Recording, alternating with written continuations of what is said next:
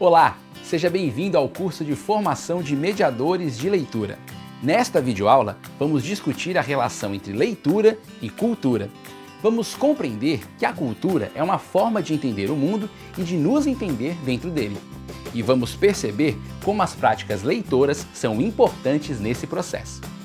O tema deste módulo é leitura e cultura. Olá, tudo bem? Como vai você? Bom, na videoaula de hoje, nós vamos tratar do módulo leitura e cultura. Nós vamos ver como esses dois fenômenos eles estão interligados, como eles estão correlacionados, né? E o que é que de proveito a gente consegue da leitura, né? Através de uma compreensão antropológica, uma compreensão cultural de mundo, tá certo? Nós vamos ver que você interagir com o mundo, você perceber o mundo, né? Como o mundo é, você construir o mundo, você participar do mundo, é antes de tudo uma leitura que você faz do mundo. E por consequência, as ações de leitura que você faz no texto, seja verbal ou não verbal, tem muito de condicionamentos culturais, tem muito do seu histórico de vida, tem muito do seu comportamento, dos seus modos de viver e de conviver com as pessoas, tá certo? Vamos começar conceituando a cultura. O que seria a cultura? A cultura é aquilo que está para além do nosso corpo, para além do nosso corpo físico, do nosso corpo biológico. A cultura é o que nos encaixa no mundo, é o que possibilita as nossas interações, é o que possibilita as nossas sociabilidades, tá certo? A cultura, ela é o que dá sentido à nossa existência, à nossa permanência no mundo. Nós vivemos não apenas de modo natural, nós não apenas comemos, ou não apenas nos desenvolvemos no ponto de vista biológico, né? Existe muito também do vivenciar cultural, né? Do vivenciar em sociedade. E essa vivência, ela está ligada, né, aos modos culturais, às práticas culturais, que muito dialogam com as práticas leitoras que nós vamos ver daqui a pouco. Uma das teorias mais célebres da história da ciência é a teoria da evolução, de Charles Darwin.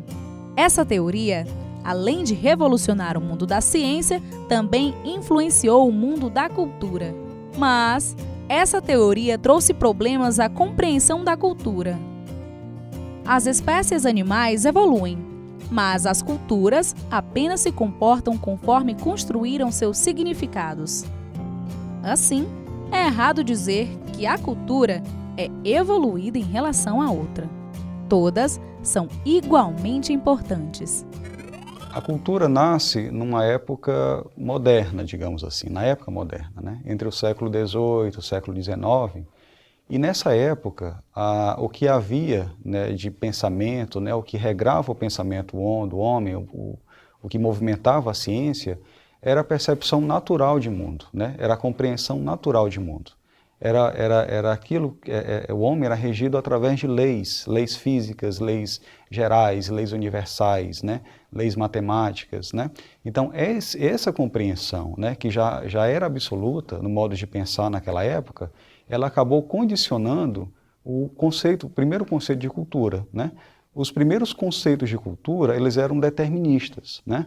Havia um determinismo biológico, onde a lei era a genética, era o tom de melanina na pele, era o formato do corpo, por exemplo. E havia também o determinismo geográfico. Era onde você estava localizado, né? Em que região do globo terrestre você estava, né? Então, por exemplo, as pessoas que haviam nascido na Europa e que tinham um tom de pele mais branca, por exemplo, eram vistas sempre como civilizados, como pessoas de cultura, ao contrário dos selvagens, os ditos selvagens na época, né? Porque eram de regiões mais afastadas, né, do centro, né, de onde acontecia, né, no caso, a civilização, de onde a civilização se estruturava naquela época. Eram pessoas de tom de pele mais escura, então havia muito essa noção. Perceba, assim, uma coisa, um breve parêntese. Muito dessa noção ainda persiste hoje, né? E dá ideia aos racismos, né, que nós encontramos, né? Isso daí é uma ideia, né, que na época, né, já era complicada.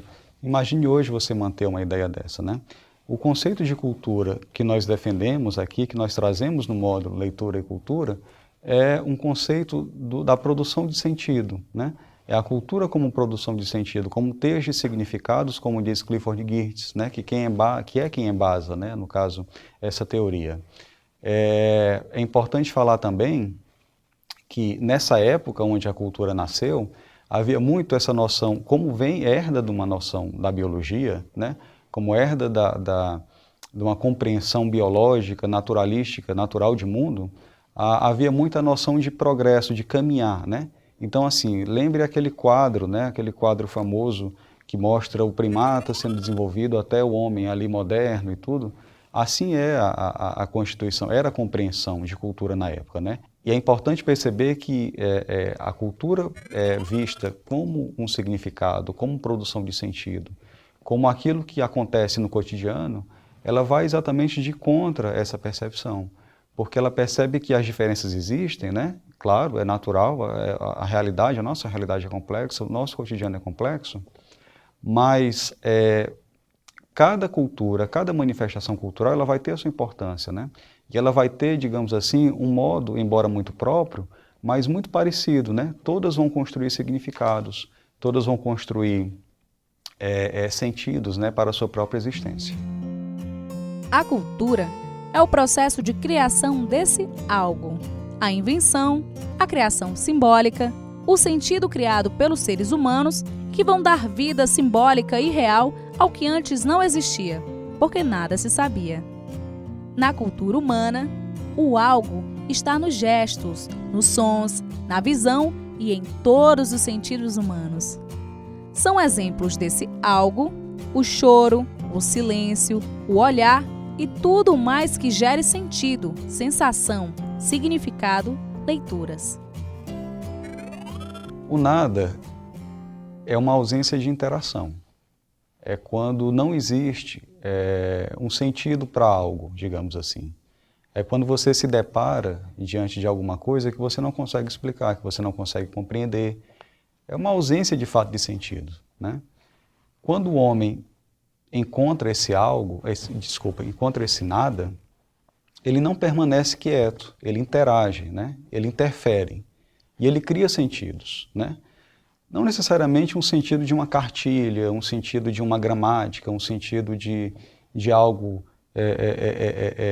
digamos assim, muito bem construído, definido, não, né? Os sentidos são diversos, o modo de interagir também é diverso.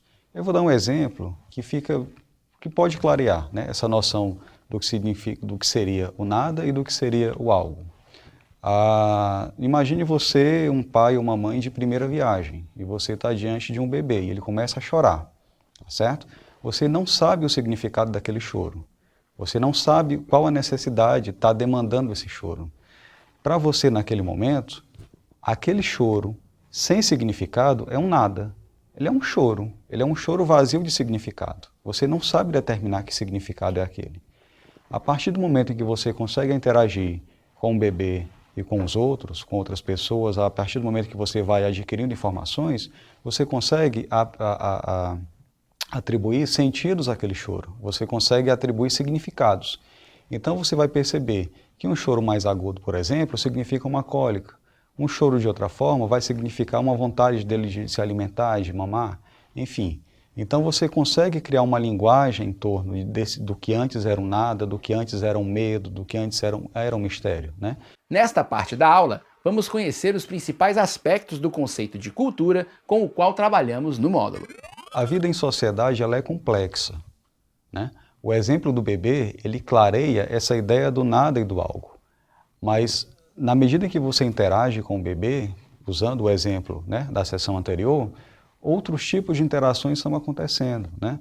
Então, assim, no meio de todo esse leque de coisas que estão acontecendo, né, dessas informações que estão sendo processadas e que estão sendo, digamos assim, ressignificadas, significadas e ressignificadas, é que o homem vai tecendo os seus modos de permanecer no mundo, os seus modos de construir o mundo, né?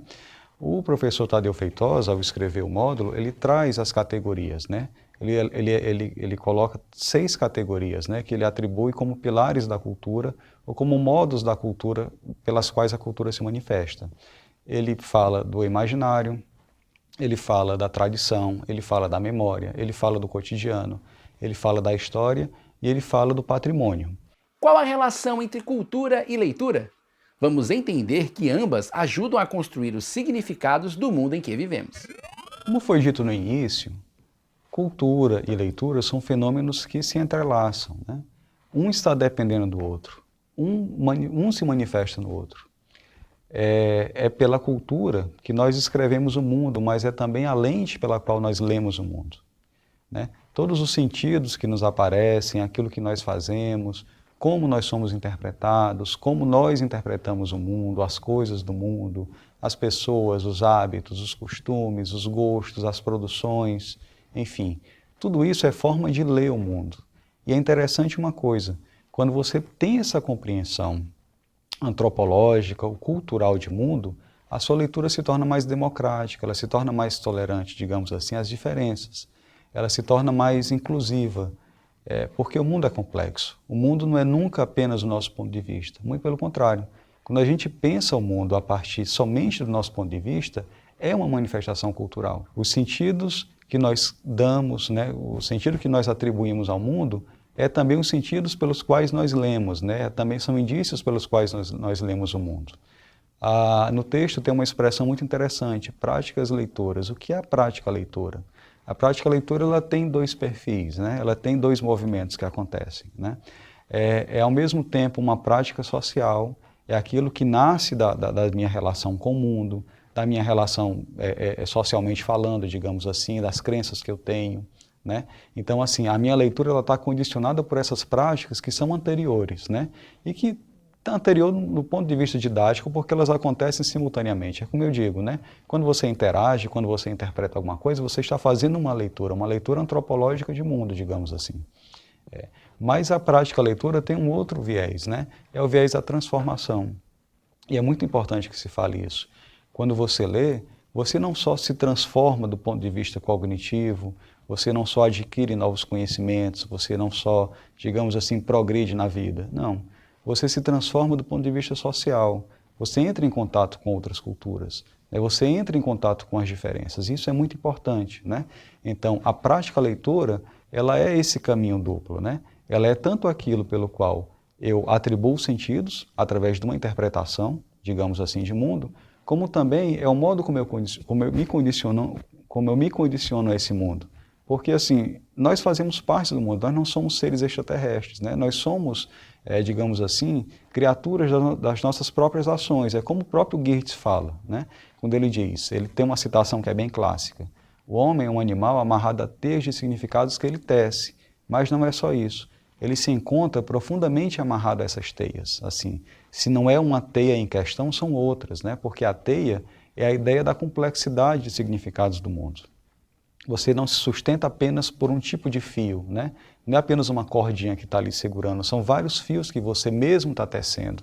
E a cada dia você está renovando esses fios, e fazendo com que outros surjam também, né? Outras experiências brotem através dessa grande teia de significados que é a cultura e que também é a leitura. Nosso módulo do curso Formação de Mediadores de Leitura está chegando ao fim. Nesta videoaula, o assunto foi a relação entre cultura e leitura. Quer saber mais? Confira o fascículo no site ava.fdr.org.br. Lá você acompanha outros módulos do curso, troca ideias e aprende muito mais. Até a próxima!